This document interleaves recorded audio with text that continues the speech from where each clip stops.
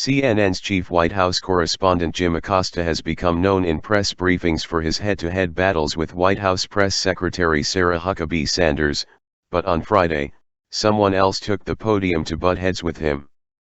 Office of Management and Budget Director Mick Mulvaney addressed the press on Friday morning over the possible government shutdown.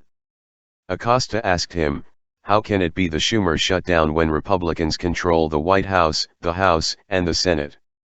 Mulvaney then fired back. "Come on, you know the answer to that as well as anybody. I have to laugh when people say that, oh, well, you control the House, the Senate, and the White House, why can't you get this done?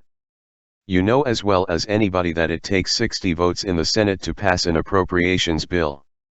Right? You know that? So when you only have 51 votes in the Senate, you have to have Democrat support in order to keep the government, to fund the government. So that's the answer to your question." Acosta then backpedaled and said he understood his point, but he continued to press Mulvaney. The president asked Congress to come up with a solution for the Dreamers. Congress was in the room, members of Congress were in the room with the president last week.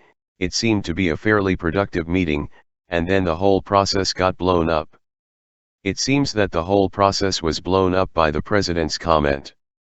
Mulvaney responded. When Republicans tried to add a discussion about Obamacare to the funding process in 2013, we are accused by Nancy Pelosi and Chuck Schumer of inserting a non-fiscal, a non-financial issue into the spending process, in order to shut the government down. How is that not exactly what is happening today? There is no reason that you have to deal with DACA this week. There's no reason you have to deal with DACA before the end of February. Excuse me, the middle of February. DACA doesn't expire until March 5th.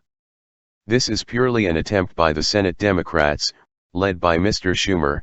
It's why we call it the Schumer shutdown, in order to try and get a shutdown that they think this president gets blamed for. Boom.